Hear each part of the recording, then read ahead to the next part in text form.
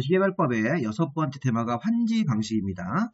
자, 우리 환지 방식은 이런 세 가지 순서로 공부를 하시면 될 것 같아요. 자, 환지 계획, 환지 예정지, 환지 처분 형태로 공부할 건데, 이 환지 방식이 이렇게 간단해 보이지만 실제 요 세부적인 내용들로 들어가면 조금 내용이 많습니다. 최대한 시험에 나오는 거 위주로 보셔야 될 것 같습니다. 자, 우리 앞에서 5번째 강에서는 수용 방식은 토지 소유자나 건축물 소유자가 자기 토지나 건물을 보상금을 받고 사업 시행자한테 넘기는 거죠. 강제로 이제 뺏어갈 수 있는 그게 수용 방식이니까. 환지 방식은 토지를 가지고 있다가 나중에 토지를 사업 시행자한테 뺏기는 게 아니고, 자, 사업 끝난 후에 어떤 특정한 토지로 교환을 받는 거죠. 그래서 이 환지 방식은 기본적으로 교환 방식이라고 생각하시면 되겠습니다.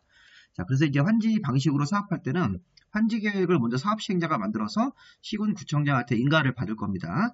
이 환지 계획이 환지의 위치라든가 환지의 규모를 정하는 계획이기 때문에 굉장히 중요한 계획입니다. 시험 문제에서도 이제 환지 계획 부분이 많이 나오죠. 자, 그 다음에 환지 예정지는 이 환지 처분이라는 게 돼서 실제 토지를 교환받는 건데, 이 환지 처분 전에 환지받을 부분을 미리 사용할 수 있게 예정지를 정해놓을 수 있습니다. 사업 시행자가 토지 소유자를 위해서.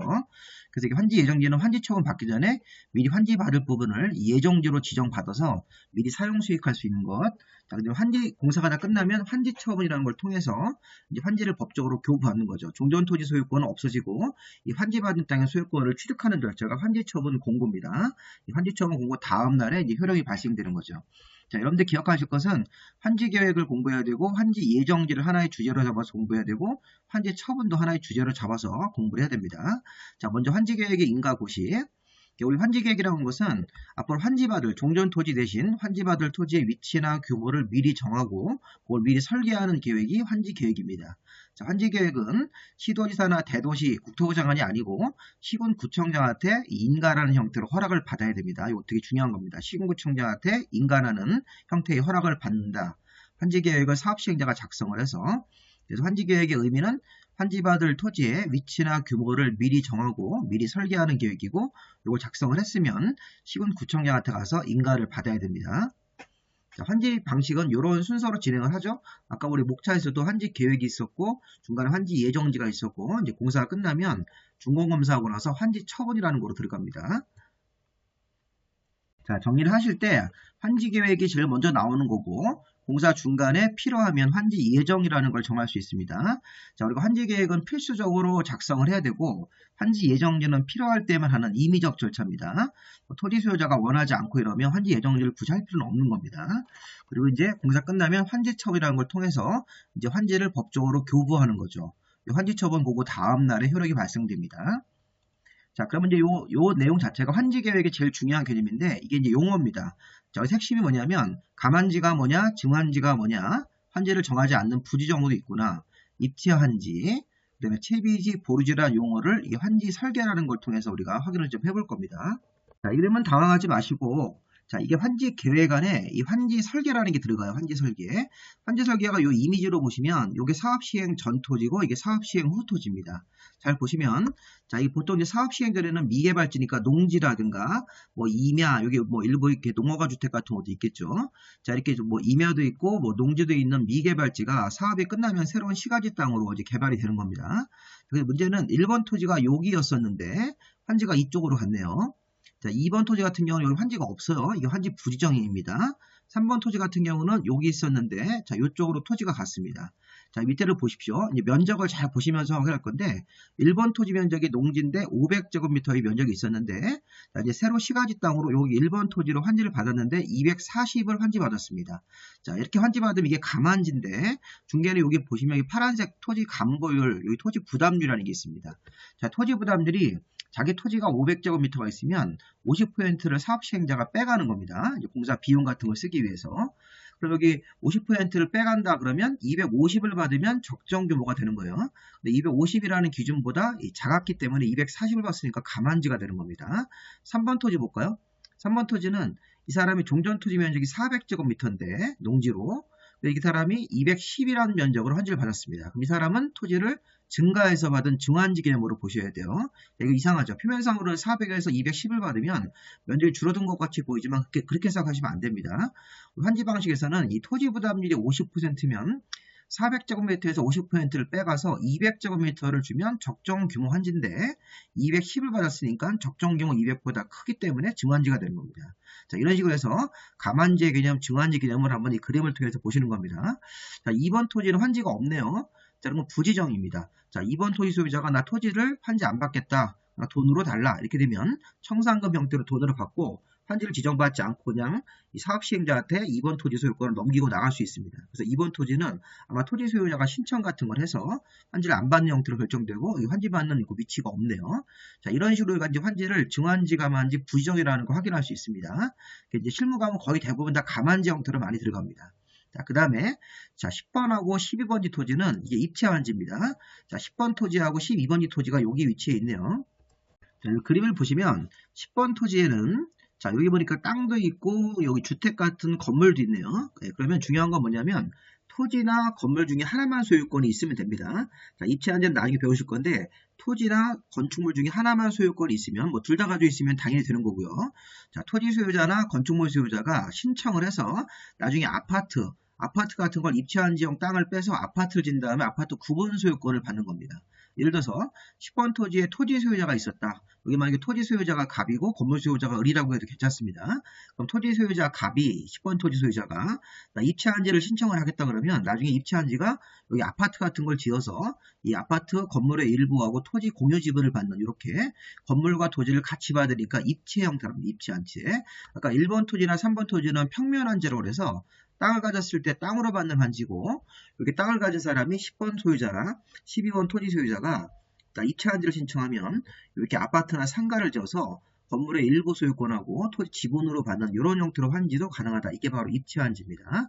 입체라는 말 쓴 이유는 자, 건물 부분하고 이 토지 지분을 같이 받기 때문에 자, 옛날에는 10번 토지, 이제 건물은 다른 사람 소유라고 생각하시고 자, 10번 토지 소유자가 또는 여기 건물만 가진 사람도 신청할 수 있습니다. 그래서 토지나 건물 중에 하나만 가진 사람이라면 입체환지를 신청할 수 있다. 그럼 받는 게 뭐냐? 자, 땅으로 받는 게 아니라 건물의 일부와 토지 공유 지분으로 받는 게 입체 환지가 되는 겁니다. 자, 그리고 이제 개인들한테 환지하지 않고 별도로 빼서 채비지, 보류지라는 것을 편성할 수 있습니다. 채비지, 보류지 이런 것들을 편성할 수 있죠. 자, 채비지는 공사 비용에 충당하는 겁니다. 자, 이게 공사 비용에 쓰기 위해서 사업 시행자가 자기 앞으로 소유권을 만든 다음에 이걸 나중에 일반 분양을 통해서 파는 거죠. 자, 이 보류지는 이게 주로 이제 공공시설 용지입니다. 공공시설, 도로, 공원, 학교 같은 걸 짓기 위해서 빼는 토지가 이 채비지, 보류지라고 생각하시면 되겠습니다. 채비지는 공사 중간에 빗자가 있으니까 공사 비용 충당을 위해서 사업 시행자가 자기 앞으로 소유권을 만든 다음에 나중에 일반 분양으로 파는 거고요. 자, 보류지는 자, 공공시설, 기반시설 같은 걸 만들기 위해서 개인들한테 환지하지 않고 보류한 토지다. 이렇게 개념을 잡으시면 되겠습니다. 자, 이제 용어 정리가 됐어요. 증환지, 가만지, 부지정, 입체환지, 채비지, 보류지라는 용어는 이 환지 계획으로 이렇게 환지 설계를 할 때 들어갈 수 있는 환지의 종류들이 되는 겁니다. 자, 이제 시험 문제 중요한 건 이제 1번으로 들어오시면 환지 계획은 작성을 사업 시행자가 작성을 해서 자, 시군구청장한테 인가를 받죠. 자, 사업 시행자가 다음 내용이 포함된 1번부터 6번까지가 포함된 환지 계획을 작성을 해서 특별자치도나 시군구청장한테 인가를 받는데 여기 뭐 제주도는 중요한 건 아니니까 시군구청장한테 인가를 받습니다. 자, 이게 조심할 게 뭐냐면 우리 앞에 강의에서는 도시개발구역의 지정권자가 시도지사나 대도시 국토부 장관인데 지정권자라고 하시면 안 됩니다. 이거 꼭 기억하셔야 됩니다. 시험 문제도 한번 다뤘기 때문에 환지계획의 인가권자는 이게 시행자 중에서 이제 시군구청장이 아닌 다른 시행자들은 시군구청장한테 가서 인가를 받아야 되는 거죠. 비행정청 시행자 이런 사람들은. 자, 그러면 이제 환지계획의 내용을 보시면 자, 우리 좀 전에 보신 게 이게 환지 설계라고 한 거, 이게 환지 설계입니다. 이렇게 사업 시행 전의 토지를 이쪽 위치로 어떤 면적으로 주겠다. 이게 환지 설계를 좀 해준 겁니다. 자, 환지 설계는 가격을 기준으로 맞추는 이렇게 평가식을 원칙으로 하되 자, 토지 이동이 경매할 때는 면적식으로 예외적으로 가능하다. 뭐 이렇게 표현이 있는데 이거 참고로 보시면서 환지 설계는 평가식을 원칙으로 한다. 그래서 이게 평가식이라는 게 종전 토지 1번 토지하고 여기 환지받는 여기 이쪽 부분하고 가격을 가급적 맞추라는 거예요. 가격을. 가격이 뭐 딱 맞진 않더라도 가격을 비슷하게 맞추는 방식이 평가식인데 자, 토지 이동이 경미한 경우에는 면적식이라는 게 위치를 맞추는 겁니다. 여기 위치시라고 안 돼 있고 면적식인데 실제 의미는 위치를 맞추는 겁니다. 가급적이면 종전 위치를 유지하면서 환지해줘라. 요게 이 면적식, 위치식인데, 자, 요거 같은 경우는 예외적으로 적용이 가능한 거죠. 자, 시험 문제에서 환지 계획에는 환지 설계가 들어가는데, 면적식을 원칙으로 할 수 있다. 이렇게 하면 틀린 겁니다. 자, 평가식을 원칙으로 하되, 면적식이 예외적으로 적용이 가능하다. 가격을 맞추는 평가식이 원칙입니다. 자, 그 다음에 2번하고 3번이 더 중요합니다.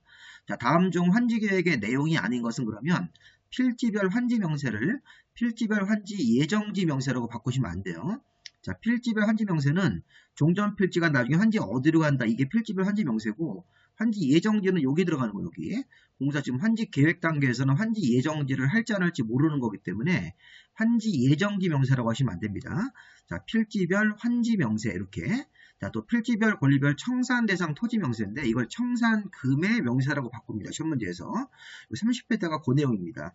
자, 필지별 권리별 청산금이 아니라 청산 대상 토지 명세 이렇게 1번 토지는 청산금을 얼마를 뭐 내야 된다 이런 식으로 2번 토지도 청산금을 얼마를 받아간다 이런 식으로 3번 토지도 청산금을 내야 된다 이런 식으로 필지별로 청산 대상이 이제 돈을 얼마큼 그 금액이 얼마인지는 모르지만 돈을 줄 거냐 받을 거냐 그런 내용들을 개략적으로 정하는 게 이 청산 대상 토지 명세라서 이걸 청산금이라고 하시면 안 돼요. 청산금은 이렇게 공사가 끝난 다음에 환지처분 공고 다음날에 청산금을 계산하기 때문에 환지계획 단계에서 청산금이 얼마인지 알 수 없습니다.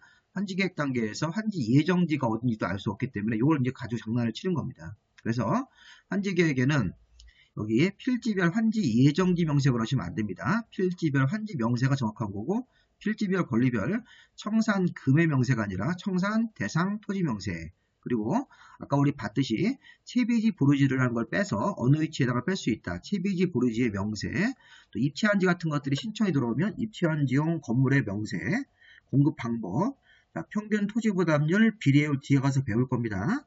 자, 토지 부담률 아까 여기서 보니까 50% 정도 토지 부담률이 나왔네요. 이렇게 이런 것들, 또 비례율 같은 사업성 이런 것들도 환지계획의 내용인데 다음 중 환지계획의 내용이 아닌 것은 그러면 요 2번하고 3번을 가지고 많이 바꿉니다. 그 다음에 우리 환지계획의 작성 기준. 자, 우리 교재에는 없으니까 좀 추가적으로 보십시오. 여기서 환지계획의 기준과 보류지의 책정 기준은 굉장히 중요한 기준입니다. 이거는 어떤 재산권을 다루는 기준이기 때문에 이런 거는 법령 형식으로 국토교통부령으로 정할 수 있다. 자, 이것도 국토교통부 장관이 정한다는 표현이 아닙니다. 국토부령이라는 형태를 써야 됩니다. 자, 그 다음에 환지를 할 때는 이렇게 7가지 항목을 종합적으로 고려해서 환지를 정한다. 이런 그 기준도 있습니다. 그 적응 환지라고 그래서 자, 환지 계획을 만들 때는 위치, 지목, 면적, 토지를 수리, 이용 상황, 환경 같은 것들을 종합적으로 고려해서 토지 소유자 불때 최소한의 불만이 생기게끔 합리적으로 환지를 정해야 되는 것입니다. 자, 어쨌든 이런 7가지 항목을 고려하는데 자, 시험 문제에서 이 항목은 외울 필요는 없습니다. 다만 이런 여러 가지 항목들을 고려해서 합리적으로 환지를 정해야 된다. 그리고 환지 계획의 기준은 굉장히 중요한 기준이기 때문에 국토교통부령이라는 일종의 법령 형식으로 이 대통령령의 하위 규범인 국토교통부령으로 이걸 정할 수 있습니다. 국토부 장관이 정한다가 아니고요. 자, 그러면 이제 우리가 환지를 본격적으로 이 부분이 중요한 건데 환지를 정하지 않는 부지정, 그다음에 증환지, 감환지, 입체환지, 채비지, 보류지를 좀 설명을 드리겠습니다. 앞에 우리 그림에서도 좀 기본적인 개념은 봤어요. 자, 환지를 여기서 핵심은 환지를 부지정하는 케이스가 3가지 케이스가 있습니다. 요 1번 케이스, 2번 케이스, 3번 케이스가 있으니까 이 부분을 다 좀 이해를 좀 해놓으셔야 됩니다. 자, 특히 여기 1번, 2번은 시험 문제가 이제 2번씩 출제가 됐는데 자, 토지 소유자가 환지를 안 받겠다고 신청하거나 환지를 안 받는 거에 대해서 동의를 하면 이렇게 토지 소유자가 신청 동의했을 때 자, 환지를 정하지 아니할 수 있다. 정하지 않고 이 종전 토지를 돈으로 계산받아서 청산금 받고 나갈 수 있다는 겁니다. 자, 이때 중요한 건 뭐냐면 토지 소유자가 신청을 해서 환지를 부지정 처리할 때 거기 임차인 같은 사람이 있으면 그 해당 종전 토지에 임차인 같은 용익권자가 있으면 용익권자 동의도 받아야지만 이 부지정이 가능하다는 겁니다. 시험 문제에서 요거를 주로 다룹니다. 임차권자 등의 동의가 없어도 토지 소유자 신청만 있으면 부지정할 수 있다 이렇게 하면 안 됩니다. 자, 토지 소유자가 신청 동의도 해야 되고 이런 거. 그 다음에 거기 임차인 같은 용익권자 등이 있을 때는 임차권자 등의 동의도 받아서 부지정 처리를 해야지 이게 부지정의 요건이 돼가지고 부지정이 가능합니다. 자, 이번에는 동의 없는 부지정도 있습니다. 이건 뭐냐면, 자, 토지 규모를 환지받는 규모를, 이 토지 규모가 이제 환지받는 규모를 그렇게 해석하시면 되겠습니다. 자, 조정할 특별할표가 있을 때는 과소토지 방지를 위해서 환지를 정하지 아니할 수도 있습니다. 자, 예를 들어서 아까 2번 토지가 환지를 정하지 않았는데, 자, 정하지 않은 이유가 이런 경우도 있다는 겁니다. 다시 요거를 뭐 넘어왔는데, 자, 2번 토지가 토지 소유자가 신청 동의해서 부지정할 수도 있어요. 자, 그런데, 자, 2번 토지가 면적이 60밖에 안 됩니다. 자, 토지 소유자는 60제곱미터밖에 안 되는 토지를 가지고 있습니다. 너무 작은 면적입니다. 60제곱미터면 토지 부담률 50%를 빼고 주면 30으로 환지를 해주는데 30 가지고는 나중에 시가지 땅을 제대로 활용해서 건물 질 수 있는 그런 면적 자체가 안 됩니다. 너무 작아서. 자, 이렇게 과소토지가 환지되면 과소토지로 환지될 것 같으면 환지를 아예 정하지 아니할 수 있습니다. 이렇게. 그래서 지금 토지의 규모를 조정할 필요가 있을 때는 과소토지 아까 60제곱미터에서 50% 빼고 30으로 되는 건 과소토지니까, 자, 이런 과소토지 방지를 위해서 환지를 정하지 않는 경우도 있네요. 자, 이때는 토지 소유자 신청, 임차인의 어떤 신청 동의 같은 거 필요 없는 겁니다.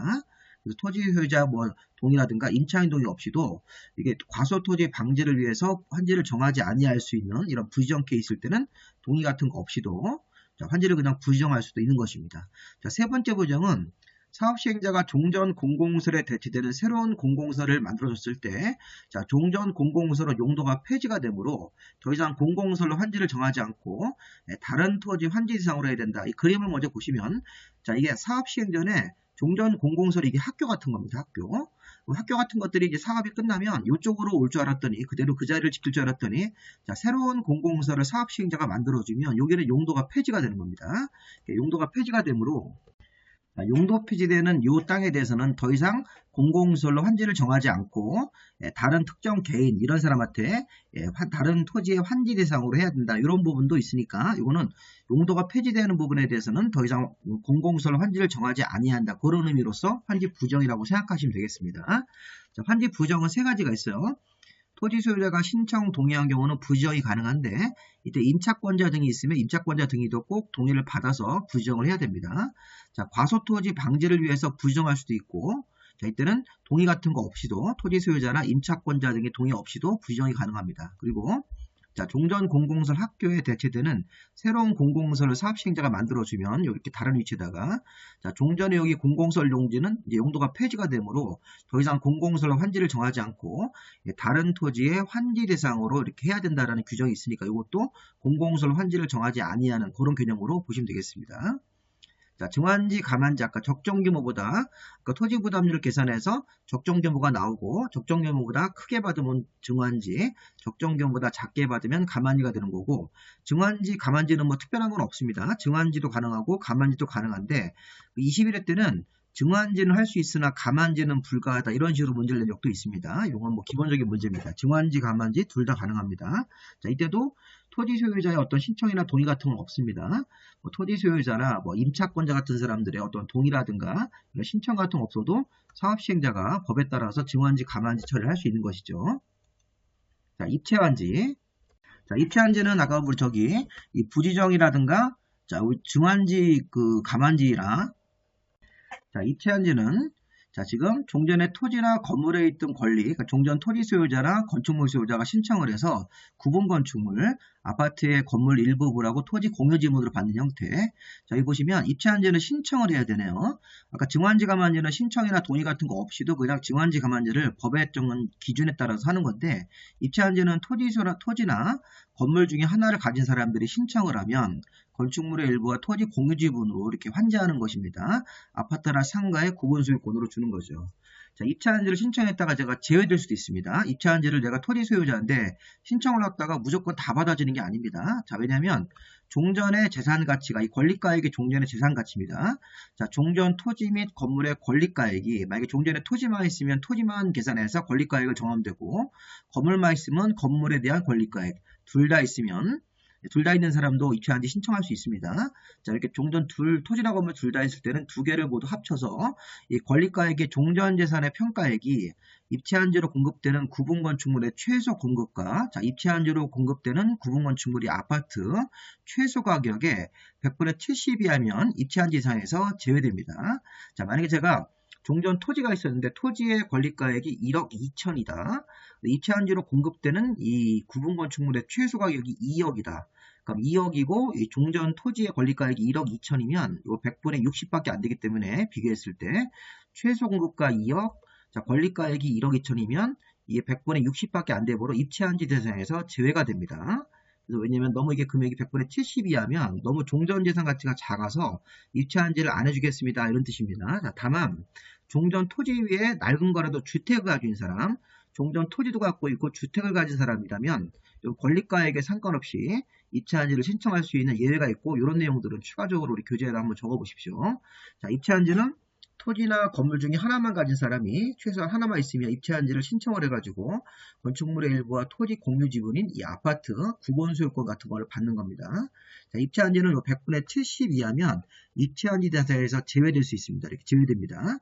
종전 토지 건물의 권리가액이 입찰한지로 건축되는 구분 건축물의 최소 공급가, 제일 작은 아파트 평수의 최소 공급가라는 게 있는데 거기에 100분의 70이 하면 입찰한지 대상에서 제외된다. 이거 아직 안 나왔습니다. 시험 문제에서 이런 것들을 한번 좀 보시고요. 얼마 이하면 입찰한지 대상에서 제외가 되는 것이 뭔가.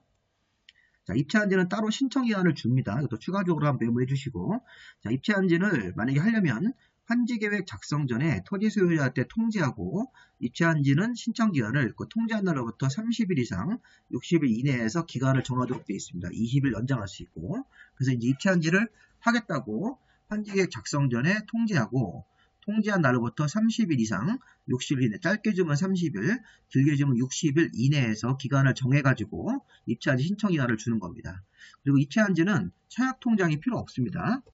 이 공급기준 배제가 뭐냐면 입찰한지로 만약에 아파트 같은 주택을 만약에 받을 때 입찰한지 신청자한테 공급을 해주는데, 자, 주택법상 주택공급기준입니다. 이게 주택법상 주택공급기준은 우리나라가 이제 아파트 신규로 분양받을 때 청약통장을 가입해서 청약예금 같은 걸 가입해가지고 일정 기간이 지나서 순위를 올리고 이래야 되는데 그게 필요 없다는 겁니다. 입찰한지는 종전 토지나 건물을 갖고 있다가 입찰한지 형태인 아파트로 교환을 받는 작업이기 때문에 주택법상 주택공급기준 1순위 따지고 이런 거 필요 없다는 겁니다. 청약통장에 가입하고, 자, 이거 적용한다고 그러시면 안 됩니다. 이거 조심하셔야 됩니다. 이것도 아직 시험 문제에서 안 나왔으니까 입찰한지로 주택 등의 건물을 공급을 하는 경우에 주택공급기준, 주택법상 주택공급기준을 적용을 한다고 그러시면 안 되겠죠. 적용하지 않습니다. 자, 입찰한지는 하나의 주택만 주는 게 원칙입니다.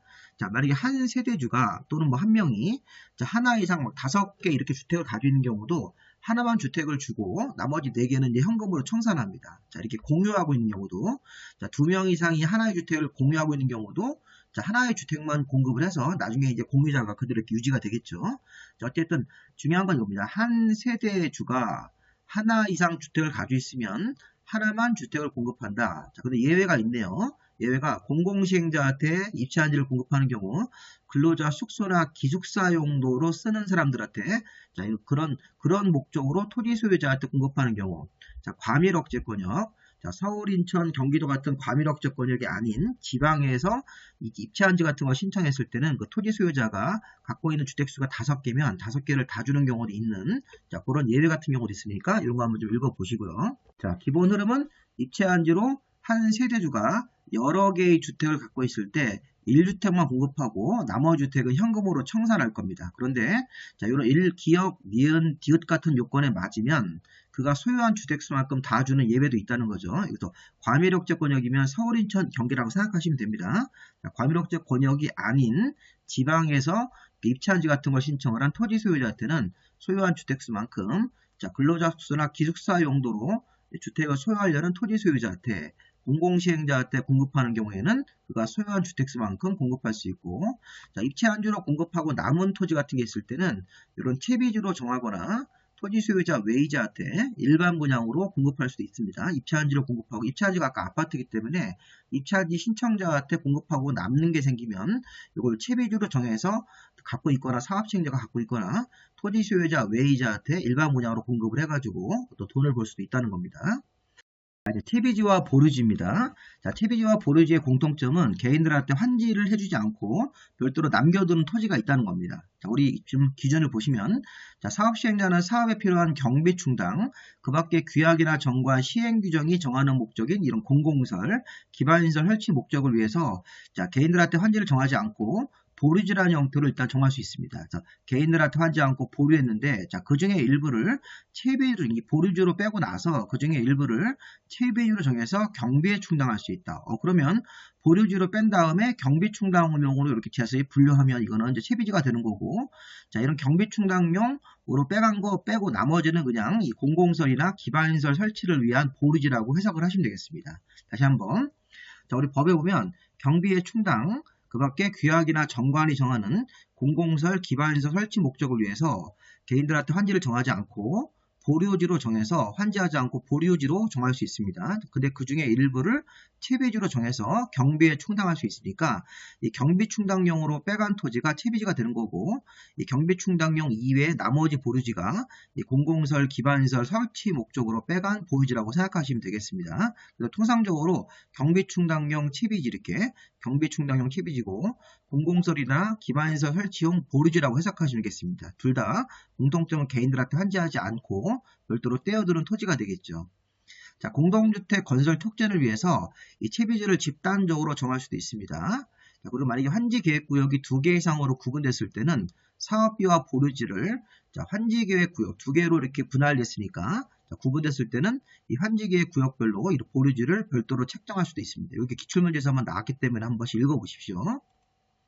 자, 그 다음에 7번 같은 경우는, 자, 쪼개기 하면 환지를 안 해주겠다. 이게 이제 소유권을 여러 개로 만들어서 환지를 여러 개를 받으려는 사람들이 있습니다. 일종의 투기 목적이죠. 자, 지정권자가 따로 정하는 날 다음 날로부터 다음에 해당하는 게 다 이게 토지 소유권을 여러 개로 쪼갠 겁니다. 뭐 분할 같은 거, 단독주택 등기 하나짜리를 다세주택 같은 여러 개의 등기로 이렇게 분할 같은 거 전환하는 거죠. 구분 등기를 쳐가지고. 사업 지정권자가 따로 정하는 날 다음 날로부터 다음 행위했을 때는 환지 지정을 제한할 수 있다. 환지 안 해주고 금전으로 청산 같은 거 할 수 있다는 겁니다. 한 필지 토지를 여러 개의 필지로 분할했을 때 단독이나 다가구주택은 등기 하나짜리인데 이거를 여러 개의 구분 소유권으로 다세주택으로 전환하는 경우 이렇게. 자, 그 다음에 토지와 주택 등의 건축물을 각각 분리해 소유하는 경우. 이거는 같은 사람이 토지와 주택을 동시에 갖고 있었는데 이거를 토지 소유자하고 주택 소유자를 분리해 버릴 수도 있죠. 이렇게. 자, 갑이라는 사람이 토지와 주택을 둘 다 가지고 있는 상태였는데 종전에. 근데 갑은 토지만 갖고 있고 이 주택을 다른 사람한테 파는 겁니다. 주택만. 왜냐 아까 우리 입체한지 같은 경우는 토지나 건물 중에 하나만 있어도 신청할 수 있기 때문에 이런 짓을 해서 입체한지를 받기 위해서 하는 경우도 있으니까 이런 것들도 기준 날짜 다음 날로부터 이런 행위를 하면 한 개의 소유권이 2개로 쪼개진 거기 때문에 환지 지정을 제한할 수 있습니다. 그리고 나대지에다가 새로 건물을 지으면 나대지에다가 연립주택 같은 걸 지으면 소유권이 여러 개가 생기죠. 자, 이런 거 했을 때도 다 쪼개기 한 거기 때문에 소유권이 이렇게 늘어나는 소유자가 증가되는 현상 같은 게 있을 때는 환지 지정을 제한하거나 금전으로 청산할 수 있다는 것입니다. 자, 그 다음에 환지 방식으로 조성된 토지 가격 평가는, 자, 핵심이 뭐냐면 감정평가 같은 걸 먼저 하고 토지평가협의회 심의까지 거칩니다. 자, 우리 앞에 5강에서 수용방식으로도 조성된 토지가 있었습니다. 자, 수용방식으로 조성된 토지는 최초 감정평가업자가 평가해서 가격을 정합니다. 심의가 필요 없습니다. 근데 환지방식 할 때는 감정평가, 여기 토지평가협의회 심의를 거쳐서 결정하되, 자, 그에 앞서 미리 감정평가업자가 미리 평가해야 하기 때문에 환지방식은 감정평가 먼저 하고 심의까지 거치는구나. 이제 수용 방식은 감정평가만 해서 조성된 토지의 가격을 평가하면 되는 것입니다. 이것도 구별 한번 해보시고. 자, 환지계획의 인가는 우리 앞에서 배운 거. 행정청이 아닌 시행자는 환지계획을 작성을 해서 제주도는 특별자치도지사고 나머지 관청은 시군구청장한테 가서 인가를 받아야 되고 변경도 인가입니다. 자, 행정청이 아닌 시행자가 환지계획을 작성했을 때는 시군구청장, 시도지사나 대도시라고 하시면 안 됩니다. 시군구청장 서열 3등한테 인가를 받는 거죠. 자, 변경하는 경우도 인가를 받습니다. 근데 시험 문제에서 최근에 이런 게, 자, 이렇게 기역, 니은, 디귿, 리을, 자, 변경도 동의를 받아야 되는데 변경 인가를 안 받는 케이스가 있네요. 자, 그래서 변경 인가를 안 받는 거는 당연히 바꿔야 되는 케이스입니다. 이거는 별도로 심사가 필요 없다는 겁니다. 변경 인가 심사가. 자, 종전 토지가 하필이 되거나 분필이 했을 때는 환지 계획도 거기에 따라서 자동적으로 바뀌어야 되는 거고요. 금전으로 청산하겠다 이렇게 환지를 받기로 했다가 금전으로 청산하기로 했을 때도 이런 경우도 변경인가 받을 필요가 없는 경우입니다. 자, 지적 측량 결과를 반영하는 것도 당연히 바꿔야 되는 거죠. 환지 계획을. 자, 토지나 건물 소유자가 동의를 해가지고 환지 계획을 변경했을 때 이거 다른 소유자의 환지 계획 변경이 없는 전제로 해가지고 다른 토지가 변경되지 않아야 됩니다. 그러면서 토지 소유자나 건물 소유자가 동의해서 환지계획을 변경하는 경우도 변경인가를 안 받는 케이스로 볼 수 있습니다. 자, 이런 거 조금 어렵지만 당연히 바꾸는 거하고 뭐 동의받아서 바꾸고 이런 것들은 환지계획의 변경인가를 받을 필요가 없습니다. 자, 그 다음에 이 환지계획의 사업시행자가 인가를 신청하기 전에 14일 이상 공람 같은 걸 해서 이 토지 소유자 같은 사람들의 의견을 들어줘야 됩니다. 그래서 공람 기간에 토지 소유자는 의견을 제출할 수 있고요. 60일 안에 뭐 결과를 통지하도록 되어 있습니다. 그래서 환지계획의 인가신청을 이렇게 환지계획을 만들어서 신구청장한테 인가신청하기 전에 14일 이상 공람기간을 주고 공람기간 동안 토지 소유자 등의 의견 같은 걸 받아주도록 법에 되어 있습니다. 이런 것도 기출문제가 나왔기 때문에 이런 상세한 좀 세부적인 조항도 한 번씩은 좀 읽어보셔야 되겠습니다. 이런 것들은 외우는 게 아니라 한 번씩 눈에 익히는 겁니다. 자, 토지 부담률 21회 때 시험 문제인데 토지 부담률이 아까 저기 그림에서 50%를 빼간다. 이게 가장 기본입니다. 이 평균 토지 부담률이 50%를 초과할 수 없습니다. 자, 토지 부담률을 빼가는 비율이기 때문에 토지 부담률이 높을수록 토지 소유자한테 불리하죠. 토지 소유자가 토지 부담률을 60% 받으면 자기 땅의 60%를 빼가는 겁니다. 사업시행자가. 자, 어쨌든 사업시행자가 자, 이 토지 부담률 같은 비율을 산정하도록 되어 있습니다. 사업시행자가 토지 부담률을 이제 법에 따른 기준에 따라서 산정하도록 되어 있죠. 정하는 겁니다. 자, 평균 토지 부담률은 50%를 초과할 수 없는데 지정권자 관청이 인정을 하면 60%까지 올릴 수 있습니다. 그리고 이 토지 소유자 3분의 1 이상이 동의해주면 60%를 초과해서 65%, 70%까지 올라갈 수 있습니다. 자, 이거 분홍색과 노란색을 시험 문제에서 바꾸는 게 핵심입니다. 지정권자가 인정을 하면 60%를 초과한다고 그러시면 안 돼요. 지정권자 관청이 인정을 하면 시도의사나 대도시, 국토부 같은 관청이 인정을 해주면 60%까지 토지 부담률을 높일 수 있고 토지 소유자 3분의 1 이상의 토지 소유자 대다수가 동의하면 60% 초과해서 75% 이런 식으로 또는 70%, 65%까지 이렇게 정할 수도 있다는 거죠. 60%를 초과해서. 자, 분홍색과 노란색이 바뀌는 걸 조심하시고 실제 계산을 해봐야 되겠죠. 기출문제 한번 나왔습니다. 자, 이런 거 나오시면 어렵게 생각하지 마시고 이 자료가 딱 3개밖에 없습니다. 자, 전체 환지 구역의 면적이 110만에서 여기 보시면 사업시행자한테 무상으로 부속되는 토지, 사업시행자가 원래부터 갖고 있던 토지가 이렇게 딱 정해집니다. 자, 사업시행자한테 무상으로 부속되는 토지가 만약에 10만 제곱미터가 있다. 그럼 이제 분모가 전체가 110만에서 자, 사업시행자한테 무상으로 부속되는 토지가 10만이 있으니까 110만에서 10만을 뺍니다. 이렇게 그냥 보세요. 자, 그리고 개인들한테 환지하지 않고 보류한 토지 이렇게 보류지로 빼가는 면적 60만이면 60만에서 똑같이 여기 분모에서 빼듯이 분자도 똑같은 자료를 빼는 겁니다.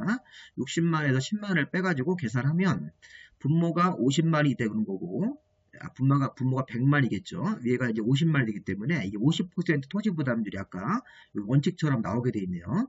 토지 부담률 이렇게 자료가 전체 환지계획구역에서 시행자에게 무상으로 귀속되는 토지 같은 게 있을 때는 그걸 빼주시고 자, 보류지로 빼가는 면적에서 시행자한테 무상으로 귀속되는 거를 이렇게 또 빼가지고 자, 분자와 분모를 만들어서 곱하기 100%, 100분 비율로 해가지고 계산하시면 되겠습니다. 자, 토지 부담률은 이게 부득이한 경우를 제외하고는 토지 소유자한테 부담을 주는 방향으로 한 번 정한 부담률을 변경해서는 안 됩니다. 자, 이 3번이 이게 시험 문제 한번 나왔기 때문에 또 나올 수 있습니다. 여기서 핵심이 뭐냐면 바꾸는 거예요. 자, 이런 게 있습니다. 자, 환지계획구역 안에 도로가 있는데 이 도로가 너비가 25m 이상의 큰 간선도로입니다. 자, 이렇게 너비가 25m 이상 큰 간선도로는 이 도로 만드는 땅은 토지 소유자가 부담하는 거고 공사비는 지방자치단체가 보조할 수 있습니다. 도시개발구역 안에서 큰 도로를 설치할 때는 토지 소유자가 도로 부지를 부담하는 거고 공사비는 지자체가 하는 건데 지자체가 도로 부지를 부담하고 공사비를 토지 소유자가 보조할 수 있다. 위치를 바꾸는 게 기출문제입니다. 21회 때. 토지 소유자가 이게 도로의 부지를 부담하는 거죠. 이 큰 도로를 만들 때 지방자치단체가 공사비를 보조하는데 토지 소유자가 공사비를 보조할 수 있다 이렇게 바꿉니다. 시험 문제가 그거를 좀 조심해서 한번 보시고요. 자, 이번에 비례율이 작년도 시험 문제입니다. 이거 시험 문제 한 번도 안 나오다가 이렇게 최근 시험 문제가 전혀 언급을 안 했던 것도 문제가 나오는데, 자, 비례율은 수익성 지표라고 해서 비례율이 100%가 초과하면 사업 시행자한테 이익이 되는 겁니다. 자, 100%면 손익분기가 딱 맞는 거죠. 그 다음에 이제 이게 100% 미만으로 막 90%가 나오고 그러면 이 손실이 나는 사업이라고 보시면 되겠습니다.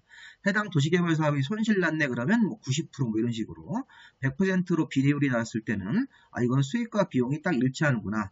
그 다음에 만약에 이 수익성 지표로서 비례율이 110% 이렇게 나오시면 이건 수익이 되는 사업이다. 이런 식으로. 자, 비례율도 이게 공식이 있어요. 자, 이 공식의 핵심은 이 분모가 환지되기 전에 토지나 건물의 평가액의 합계니까, 자, 사업하기 전에 토지나 건물을 감정평가해서 그걸 다 합친 겁니다. 그래서 종전자산가치입니다. 종전자산가치고 위에 분자가 뭐냐 하면 이게 수입입니다. 수익. 자, 얼마큼의 수익이 나는지를 보시면 되겠습니다. 자, 이 보시면, 자, 조성되는 토지 건물의 평가액의 합계입니다. 자, 이것도, 자, 조성되는 토지나 건물의 평가액이기 때문에, 자, 종전 토지 건물 평가액이 만약에 100억이다. 근데 100억짜리를 개발해서 조성되는 토지나 건물, 이제 새로운 토지와 새로운 건물이 생긴 거죠. 개발된 토지로서. 그럼 이거에 대한 평가액이 250억인데, 자, 이때, 자, 공공설 같은 경우를 또, 관청한테 또 내야줘야 됩니다. 이게 도시개발 사업을 하면서 공공설이라든가 무상으로 공급되는 토지대기 평가액이 10억 정도가 나와서 10억을 관청한테 주는 겁니다. 그리고 총 사업비가 150억이 든 거예요. 이게 복잡하다고 생각하지 마시고 잘 보시면, 이 비례율이라는 게, 자, 종전 재산 가치가 100억인데, 자, 사업이 다 끝난 다음에 조성되는 토지나 건물의 평가액의 합계가 250억이면, 자, 250억이니까 굉장히 크게 이게 개발이 된 가치가 높아졌죠. 여기서 이제 관청한테 주는 토지가 있습니다. 공공설, 무상으로, 행정청한테 무상으로 공급되는 토지 등의 평가액이 10억 정도가 있고, 자, 이게 사업비가 있죠. 이 사업비를 빼야지 이게 종전 토지 건물을 이 분모로 놓고 이거랑 비교할 수 있습니다. 그래서 이게 보시면 총 사업비가 150억이 들었고, 이 조성되는 토지 건물 평가액이 250억이니까 250억짜리로 개발됐다. 근데 공사비 같은 게 150억 들었으니까 실제 100억 된 거죠. 100억. 100억 정도의 이제 순 가치가 있는데, 근데 거기서 또 관청한테 또 줘야 되는 토지가 있기 때문에 10억을 빼서 이 분자가 이게 90억이 되고 분모가 100억이 돼서 이게 90%밖에 안 나옵니다. 그렇게 되면 이 사업은 손실이 생기는 거죠. 자, 그래서 비례율이 이렇게 지금 90%를 제가 예를 들었는데 이 금액을 조정을 해가지고 이게 뭐 110%가 나올 수도 있겠죠. 경우에 따라서는. 뭐 이런 식으로 해가지고 비례율의 개념을 좀 잡으셔가지고 분모가 종전 토지 건물의 평가액의 합계, 그다음에 분모가 분자는 조성되는 토지 건물의 평가액이니까 개발이 다 끝난 다음에 개발된 토지나 건물의 평가액을 250억 잡고 그 다음에 빼야 할 게 있습니다. 총 공사비를 빼서 순자산 가치를 재야 되는 거죠. 그 다음에 행정관청한테 공공설이라든가 무상으로 공급해줘야 되는 토지 등의 평가액이 10억 정도 나오면 90% 비례율로 사업성이 별로 안 좋네요. 이런 식으로 하면 개념을 잡으시기 바랍니다. 그래서 이 비례율이 나오면 나중에 이 비례율이 90%가 나오면 특정 개인이 5억짜리 종전 토지 평가액이 나왔을 때 이 5억에다가 90%를 곱해서 4억 5천이라는 종전 자산으로 이게 권리가액이 나오는 겁니다. 이 권리가액이라는 개념도 있습니다. 어떤 사람이 5억으로 감정평가 받았는데 비례율이 90%밖에 안 나오면 이게 95, 45에서 이게 또 5천만 원이 깎이는 겁니다. 그래서 종전 자산 가치가 이렇게 권리가액으로 평가되는 거죠. 개별 토지에 대한 자산 가치가 이 권리가액이 되는 겁니다. 자, 이거 한번 생각을 해보시면 되겠습니다. 자, 그래 이제 환지 예정지로 넘어갈게요. 자, 이제 환지 예정지는, 자, 환지받을 땅을 환지 처분 전에, 정식으로 환지를 받기 전에 미리 사용 수익할 수 있게 해주는 처분이다. 자, 이건 임의적 처분으로 어떤 이제 토지 소유자가 원하고 이러면 환지 예정지를 해주는 거고, 뭐 그걸 환지 예정지 해줄 필요가 없을 때는 안 줄 수 있는, 자, 이거는 임의적 조치라고 보시면 되겠습니다. 필요한 경우에만 할 수 있는 환지 예정지. 자, 핵심은 뭐냐면 환지 예정지가, 자, 토지 소유자나 임차권자한테 환지받을 토지, 앞으로 정식으로 환지를 받을 토지에 대해서 환지 처분이라는 것 전에 미리 사용 수익할 수 있게 해주는 처분이다. 임의적 처분으로, 임시적 처분이라는 거죠. 근데 처분권은 주는 게 아닙니다. 환지받을 땅을 처분권을 주는 거는 나중에 정식으로 환지 처분을 받고 나서 이 토지 소유자가 환지를 받고 자기 앞으로 소유권을 확정한 다음에 처분하는 거지, 미리 사용 수익할 수 있게만 해주는 처분이 되는 겁니다. 그래서 이제 사업 시행자가 환지 예정지 같은 걸 정할 때는 위치라든가 면적, 환지 예정지의 효력 발생 시기를 토지 소유자 같은 사람들한테 알려야 됩니다. 자, 주의할 점이 하나 있는데 시험 문제 나왔던 거. 자, 토지 소유자한테 환지 예정지 같은 걸 정해줄 때 토지 소유자가 미리 사용 수익할 수 있게, 그리고 종전 토지 위에 임차권자 같은 사람이 있으면 딱 봤을 때 임차권자도 배려해야 되겠네요. 임차권자가 사용 수익할 수 있는 부분도 같이 환지 예정지 부분에다가 정해줘야 됩니다. 그래서 종전 토지에 임차권자 같은 사람이 있으면 임차권자 등이 자, 이 종전 토지를 사용하고 있다가 이제 환지 예정지라는 걸 받아서 그쪽 부분에 가서 임차권을 행사해야 되기 때문에 자, 임차권 등의 목적인 토지 부분도 환지 예정지 부분에다 같이 지정을 해줘야 되는 겁니다. 자, 환지 예정지의 개념은 이 그림으로 보시면 돼요. 자, 이게 종전 토지가 요 위치에 토지를 갖고 있는 사람이 나중에 환지 받을 때 이쪽으로 가야 되는데 이쪽에다가 환지를 만약에 해준다고 생각을 하면 되겠습니다. 자, 그러면 이거 보십시오. 자, 여기를 환지 예정지로 정해서 환지 처분 전이라도 이 종전 토지 소유자가 여기를 미리 사용 수익할 수 있게 해주는 겁니다. 환지 처분 전에 환지 받을 토지를 여기를 환지 예정지로 정해서 미리 사용 수익하고 자기 종전 토지인 요 부분, 사업 시행 후에 요 부분에 대해서는 사용 수익을 미리 정지시키는 겁니다. 그래서 환지 예정지 부분을 미리 사용해라. 여긴 더 이상 사용하지 말고, 아까 임차권자 같은 사람이 있으면 임차권자가 사용할 수 있는 부분도 같이 정해줘야 되는 거고요. 자, 이게 환지 예정지의 기본 개념입니다. 자, 환지 예정지 부분을 미리 받아서 여기를 미리 사용 수익할 수 있고, 자기 종전 토지 부분을 사용하지 못하게끔 권리를 조정하는 거죠. 자, 환지 예정지 효과 금방 얘기한 겁니다. 자, 환지 예정지 효력 발생일로부터 자, 끝나는 날 잘 보셔야 돼요.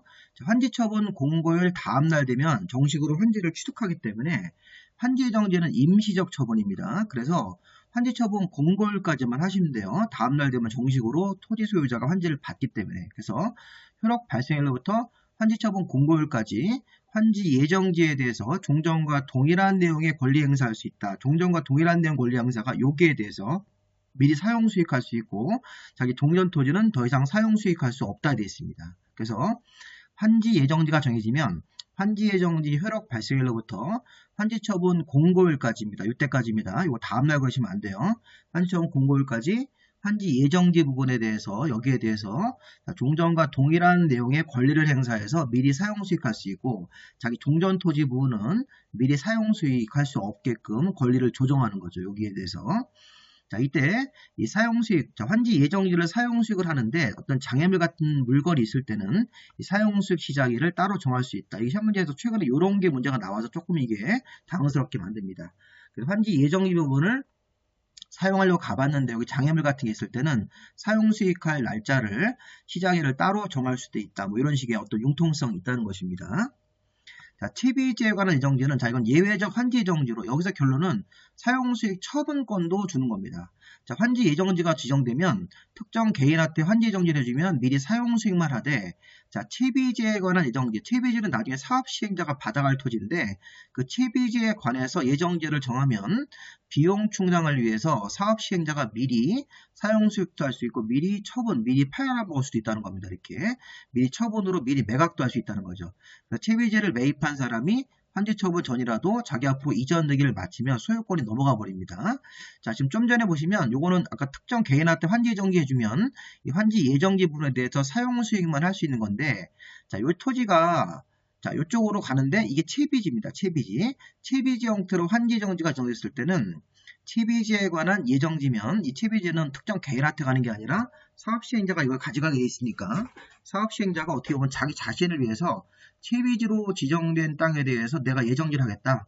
그러니까 어차피 나한테 넘어올 토지니까 내가 미리 사용수익도 할 수 있고 이거를 미리 환지처분 전이라도 팔 수 있게끔 처분권도 주는 겁니다. 채비지에 관한 예정지면 사용수익 처분도 할 수 있다. 처분이 되었을 때는 그거를 매입한 사람이 자기 앞으로 이전 등기를 맞춰가면 환지 처분 전이라도 소유권을 넘겨받는 겁니다. 자, 이렇게 해서 우리가 채비지가 미리 팔리는 경우도 있네요. 예정지라는 걸 이용해서.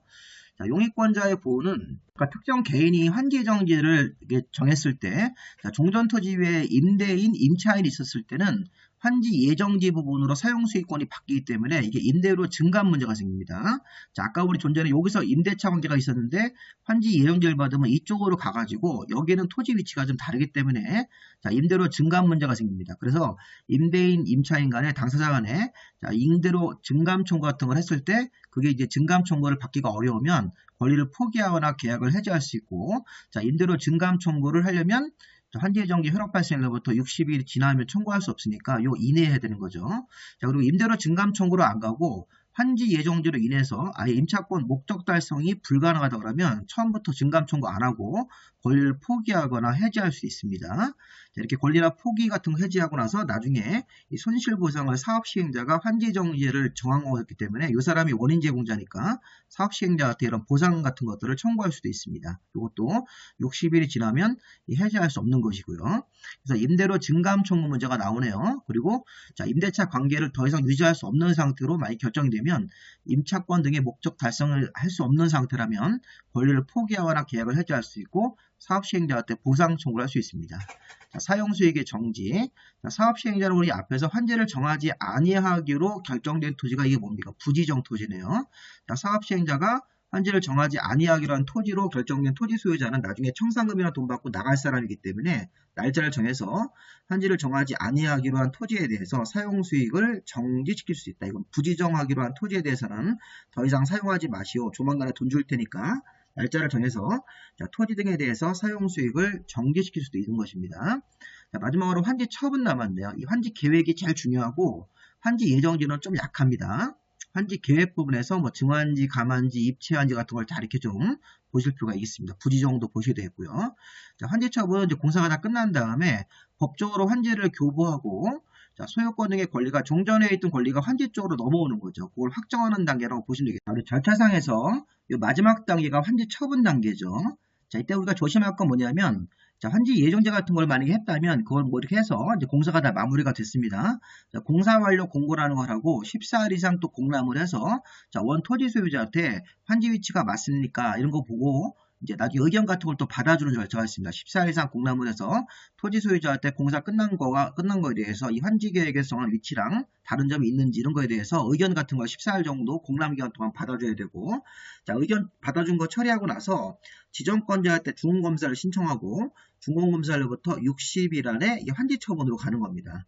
자, 14일 의견 받아주고 공람을 해서 중공검사 떨어지면 60일 정도 안에 환지 처분으로 가야 된다. 기간 같은 게 잡혀 있으니까 그런 거 좀 위주로 이렇게 볼 겁니다. 자, 공사가 다 끝나면 공사 완료 공고하고 자, 14일 이상 공람 기간을 줘서 토지 소유자한테 이 공사 끝난 거하고 관련 서류를 비교해서 문제가 없는지 의견 같은 걸 받아주도록 되어 있습니다. 굉장히 중요한 겁니다, 이거.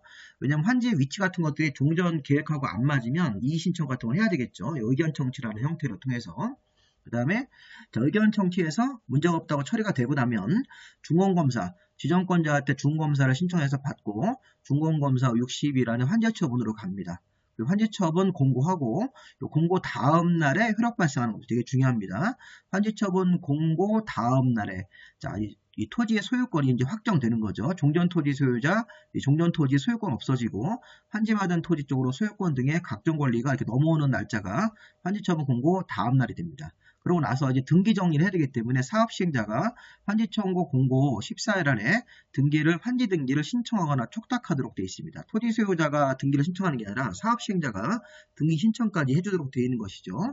자, 그래서 보시면 이런 순서에 따라서 한번 좀 보시고 자, 효력 발생일이 제일 중요합니다. 자, 그리고 나서 환지 처분의 효과 자, 환지 처분 공고일 다음 날에 소유권 등의 권리가 이전되는 효과, 토지가 교환됐으니까 종전 토지의 소유권, 뭐 임차권, 저작권 같은 각종 권리가 종전 토지로 넘어오는 거죠. 그래서 종전 토지의 소유권 등의 권리가 동일성을 잃지 않고 환지 쪽으로 이전된다. 어떤 날짜에?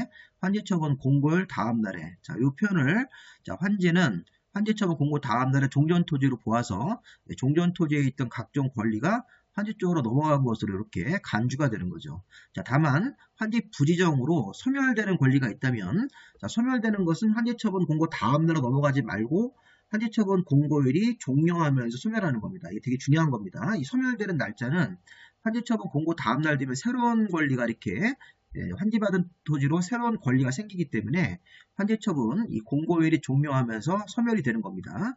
자, 소멸되는 권리는 환지처분 공고일이 종료하면서 소멸이 되는 것이죠. 그래야지만 환지처분 공고 다음 날부터 이제 새로운 권리관계가 형성되는 거기 때문에 환지받은 땅에 대해서 자, 어쨌든 자, 종전토지 소유권이 환지 쪽으로 그대로 넘어오는 겁니다. 환지처분 공고 다음 날에 환지처분 공고 다음 날에 종전토지로 보고 소멸되는 권리는 환지처분 공고일이 종료하면서 소멸한다. 기출문제에서 환지처분 공고일 다음 날이 종료하면서 소멸한다. 그렇게 두 번 냈습니다. 자, 그 다음에 이제 환지처분이 있으면 종전 토지에 있던 권리가 대부분의 권리가 환지 쪽으로 넘어가는 건데 넘어가지 않는 지역권이 있습니다. 지역권하고 종전토지 행정상 재판상 처분이 나와 있을 때는 자, 종전토지 위치와 면적에 행정상 재판상 처분이 있을 때는 종전토지에 그대로 남아 있는 겁니다. 지역권 같은 경우는 환지 처분에 영향을 받지 않고 종전토지의 행정상 재판상 처분이 전속을 하거나 지역권은 종전토지 그대로 남아있는 경우도 있다는 겁니다. 이 지역권하고 행정상 재판상 처분은 종전토지 위치하고 딱 결부된 권리라든가 처분이기 때문에 이건 환지 처분이 되었을 때 새로운 환지로 넘어오지 않는 것도 있다는 겁니다. 자, 조심해야 할 건 이거네요. 앞에서 환지 처분 공고 다음 날에 종전토지로 보기 때문에 종전토지에 있던 모든 권리가 자, 환지로 이전된다고 그러시면 안 됩니다. 그러니까 지역권 같은 경우는 종전토지에 환지 처분에 영향을 받지 않고 종전토지에 그대로 존속하는 경우도 있으므로 자, 입체한지는 아까 건축물의 일부와 토지 공유 지분으로 받는 거죠. 이거 그냥 그대로 읽으시면 되겠습니다. 환지 처분 공고 다음 날에 입체한지 신청한 사람한테 건축물의 일부의 토지 공유 지분으로 아파트 형태로 취득하게 되는 거죠. 자, 이때 조심할 게 뭐냐면 입체한지를 신청할 때 종전에 토지만 가진 사람이 입체한지 신청을 했습니다. 근데 종전 토지 위에 저당권이 잡혀 있어요. 종전 토지 이 사람이 아마 종전 토지만 갖고 있었는데 이 돈이 필요해서 이 토지를 담보로 저당권을 설정했습니다. 그럼 이 저당권이 입체한지 신청 같은 게 들어갔을 때는 나중에 이 토지에 있던 저당권이 입체한지 받은 토지 지분 쪽에만 존재하는 게 아니라 건물 부분도 저당권이 옮겨와야 된다는 것이죠. 종전 토지 위에 있던 저당권이 해당 토지가 입체한지를 받으면 이 토지가 건물의 일부와 이 토지 지분으로 바뀐 거기 때문에 이 저당권도 건축물의 일부와 토지 지분 쪽에 두 군데가 다 존재하는 것으로 봐야 되는 것입니다. 자, 28회 때 종전 토지에 있던 저당권은 이 토지가 입체한지 받았을 때 건물의 일부에는 저당권이 들어가지 않고 토지 지분에만 존재한다. 이게 28회 때 기출문제니까 그렇게 되면 안 됩니다. 저당권은 건물의 일부와 토지 지분 쪽에 존재하는 곳에 두 군데 다 존재하는 것으로 봐야 됩니다. 그렇지만 저당권의 담보력이 약해지지 않기 때문에요. 자, 채비지는 시행자가 가져가죠. 시행자가 채비지를 취득해서 이거를 나중에 이제 일반 매각으로 파는 거고, 자, 보류지는 아까 우리 공공설 용지이기 때문에 주로 이제 행정청이나 공기업 같은 사람들이 환지기에서 정한자라고 해석하시면 되겠습니다. 자, 시험할 건 뭐냐면 채비지, 보류지 둘 다 환지처분 공고 다음 날에 시행자가 취득한다고 하시면 안 돼요. 왜냐하면 채비지는 나중에 공사 비용을 위해서 시행자가 취득해서 나중에 팔 거고, 자, 보류지는 환지계획에서 정한 자가 주로 이제 행정청이나 공기업이 보류지라는 게 공공설이나 기반설 용지이기 때문에 그걸 관리할 공기업이나 행정청이 이걸 가져가게 되는 겁니다. 그래서 이 채비지, 보류지를 둘 다 환지처분 공고 다음 날에 시행자가 취득한다고 하시면 안 됩니다. 시행자가 채비지, 환지계획에서 정한 자가 주로 이제 행정청 같은 관청이 이 보류지를 취득하도록 되어 있습니다. 자, 그리고 아까 이미 환지 예정지라는 걸 채비지 목적의 예정지를 정하면 환지 처분 전이라도 이 채비지를 미리 팔 수 있죠. 그래서 아까 우리가 이 채비지로 지정된 땅을 예정지로 정하면 이 환지 처분 전이라도 미리 사용수익 처분할 수 있으므로 이미 처분된 채비지를 매입한 사람이 소유권 이전 등기를 마치면 환지 처분 전이라도 소유권을 취득하는 경우도 있습니다. 아까 보신 거니까 이게 주목되는 지문이네요. 자, 청산금 작년도가 여기서 시험 문제입니다. 이거 지금까지 강의한 거에서 시험 문제가 안 나오고 보시면 이 부분이 청산금 부분이 작년도 시험 문제죠. 여기 34회 때 비례율 부분하고 요걸 문제를 냈습니다. 작년도에는 좀 환지 방식에서 중요한 부분들 그동안 냈던 걸 좀 배제하고 이 청산 같은 걸 문제를 냈었죠. 이 청산금은 기본적으로 증환지, 감환지, 입체한지라든가 이 부지정 이런 경우에서 이제 청산금이 나오는데 자, 증환지, 감환지는 어쨌든 간에 종전 토지하고 나중에 환지받는 땅의 가격을 평가해서 이 청산금 같은 거 계산해 가지고 돈으로 주고받는 절차가 있어야 됩니다. 자, 중요한 거는 증환지, 감환지나 입체한지는 이제 환지를 받죠.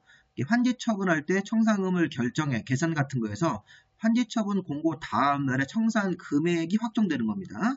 자, 증환지, 감환지나 입찰지 청산금은 환지 처분할 때 결정, 계산해서 환지 처분 공고 다음 날에 확정된다. 자, 근데 부지정 청산금은 자, 환지 받는 게 없어요. 그때는 청산금을 교부할 때 결정할 수 있다. 청산금을 환지 처분 전이라도 미리 교부할 수 있다는 뜻입니다. 증환지, 감환지, 입찰지는 환지를 받으니까 환지 처분할 때까지 기다렸다가 환지 처분 공고 다음 날에 청산금액이 확정되는데 이 부지정 청산금은 자, 청산금을 미리 교부할 수 있는 거죠. 환지를 안 받으니까 공사 중간이라도 교부할 수 있다는 뜻입니다. 그래서 환지 처분 전에 교부할 때 청산금을 결정할 수 있다. 이렇게 해서 이거를 이 두 가지 청산금이 언제 이제 결정이 돼서 확정돼 가지고 교부되는지 자, 이런 식으로 한번 잘 보시기 바랍니다. 이 부지정 청산금은 미리 결정할 수 있다는 겁니다. 환지 처분 전이라도. 청산금은 이자를 붙여서 분할징수, 분할교부할 수 있다. 이거 뭐 작년도 시험 문제였었고 이것도 마찬가지고요. 청산금에 대한 수명시효가 또 있네요. 5년 정도로 잡혀 있습니다.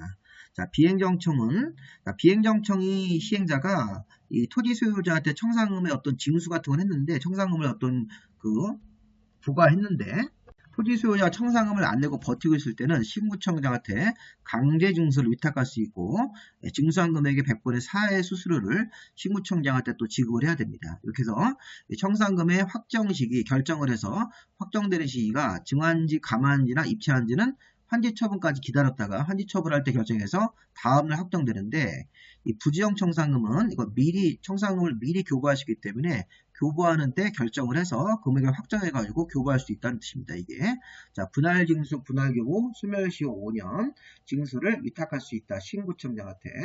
자, 환지등기, 자, 환지처분 공고 후 14일 안에 사업시행자가 주어옵니다. 토지 소유자가 하는 게 아니라 사업시행자가 환지처분 공고하고 14일 안에 새로 이제 경계가 설정된 환지에 대해서 환지 등기를 신청하거나 촉탁을 해야 됩니다.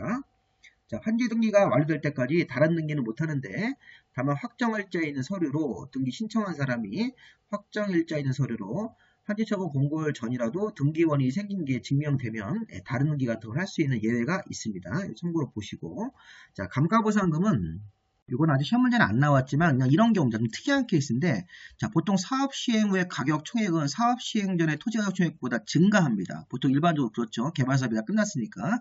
경우에 따라서 어떤 사정상 사업 시행 후의 토지 가격 총액이 사업 시행 전 가격 총액보다 하락을 하면 거기에 대해서 보상금을 또 줘야 됩니다. 사업 시행자가 계산해서. 자, 예를 들어서 감가보상금이 어떤 사람이 3억짜리 토지가 있었는데 사업 시행 전 토지 가격 총액이 5천억입니다. 5천억인데 이거 이제 분자로 올라가 보니까 사업 시행 전 토지 가격 총액 5천억에서 사업 시행 후 가격 총액이 이게 500억이 떨어졌네요. 이런 경우로. 그럼 이게 이제 5천억 분의 이제 500억이 되기 때문에 계산하면 요거 3천만 원 정도 감가보상금이 나오도록 되어 있습니다. 이런 식으로 해서 사업 시행 후의 가격 총액이 사업 시행 전 가격 총액보다 하락했을 때는 요 차액을 요거 이렇게 분모 같은 거로 기준을 잡아서 요걸 이제 또 감가보상금 형태로 지급하게 되어 있는데 이거 참고로 한번 보시기 바랍니다. 자, 지금까지 우리 환지 계획, 환지 예정지, 환지 처분 봤는데 굉장히 내용이 많죠. 이 부분을 다 우리가 보셔야 됩니다. 이게 문제를 대비하기 위해서. 자, 여기까지 마무리하겠습니다. 자, 수고하셨습니다.